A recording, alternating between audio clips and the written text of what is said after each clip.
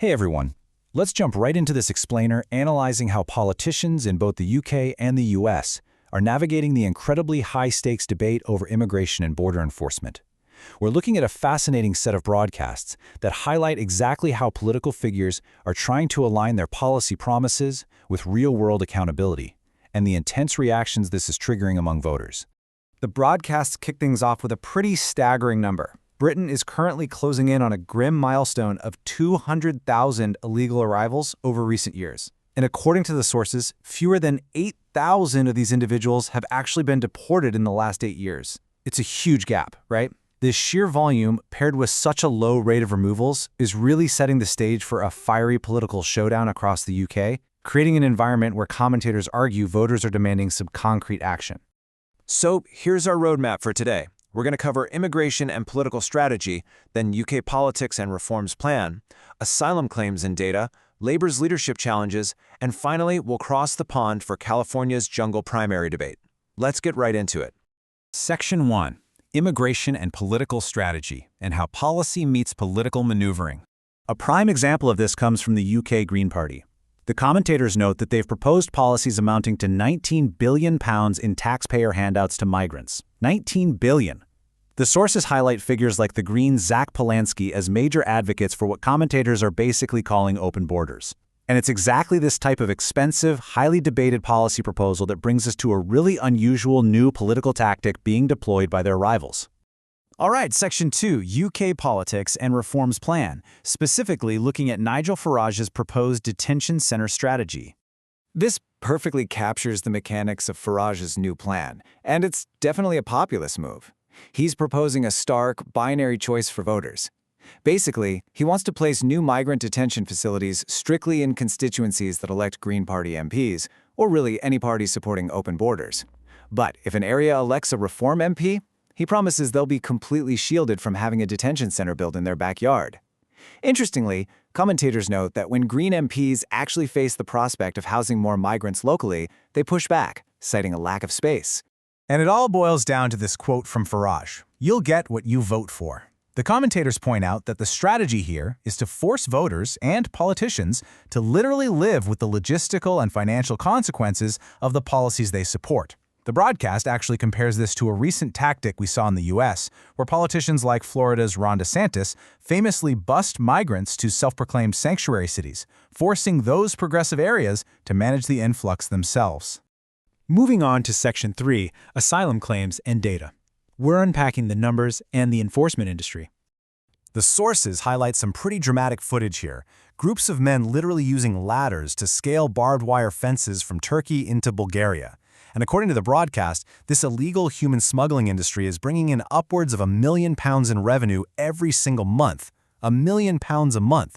Commentators express a lot of frustration that European taxpayers are ultimately footing the bill for the policing, welfare, and healthcare of these arrivals, while the European Union is simultaneously trying to fine countries like Poland and Hungary for refusing to take them in. Now, once inside the UK, the enforcement picture gets incredibly complicated. While the government likes to tout recent active removals to places like Brazil and Vietnam, commentators point out that removals have precipitously declined for countries like Pakistan and India, which, by the way, the broadcast identifies as major sources of individuals overstaying their visas. So why the selective decline? Well, commentators attribute this to what they call a charity-industrial complex. They cite a recent BBC investigation that allegedly caught lawyers actively coaching migrants, specifically from places like Pakistan and Bangladesh, to falsely claim asylum based on their sexuality. The broadcast suggests there's literally a cottage industry out there providing vocal coaching and acting lessons to help migrants pretend to be gay just to exploit loopholes in the UK's asylum system. And here is the kicker. According to the broadcast, even if an asylum seeker gets rejected the first time around, they're rarely actually removed. Many just apply a second time, and roughly 77% of those second-time applicants, they're ultimately approved.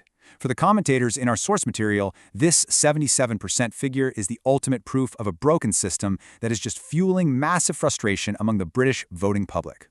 Which brings us to Section 4, Labour's leadership challenges, as Keir Starmer faces an expected electoral bloodbath. The commentators are painting a really grim picture for Prime Minister Keir Starmer right now.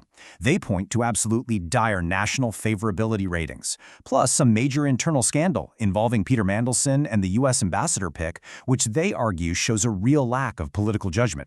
But the most immediate threat? An expected electoral bloodbath in the upcoming Welsh local elections. Because Wales has been a historic Labour stronghold since the 1990s, the sources suggest that a massive defeat there could trigger some unprecedented whispers of a full-blown leadership coup within the party. So, with the UK political landscape in absolute turmoil over immigration policy and accountability, we have to ask, how are these exact same themes surfacing in American politics? Because as we're about to see, the arguments echoing through Westminster are sounding awfully familiar in U.S. state houses. Let's look at Section 5, California's jungle primary debate and the Republican strategy in a deep blue state. To understand this dynamic, we first need to quickly define California's jungle primary system. Basically, all candidates, in this case 5 Democrats and 2 Republicans, run on the exact same ballot regardless of their party. Then the top 2 vote-getters advance to the general election. Commentators point out that if those 5 Democrats fracture their own base's vote, there's actually this incredible outside chance that 2 Republicans could end up on the final ballot in deep blue California. During a recent CNN debate, in this ultra-progressive environment, Republican candidate Steve Hilton took a really measured approach. The sources highlight that instead of leaning into extreme rhetoric when asked about deportations, Hilton just focused on a governor's basic duty to peacefully enforce existing federal laws, advocating for proper, orderly immigration control. And Hilton smartly grounded this strategy right in the Supremacy Clause, that's Article 6 of the U.S. Constitution. By arguing that federal law inherently trumps state law, the sources say he created a stance that is incredibly difficult for his opponents to attack. The commentators emphasize that this is foundational stuff. They even noted that the U.S. Civil War was fought in part over attempts to nullify federal law. So his historically informed tone is playing very effectively. From there, the commentators draw a really stark state-by-state contrast.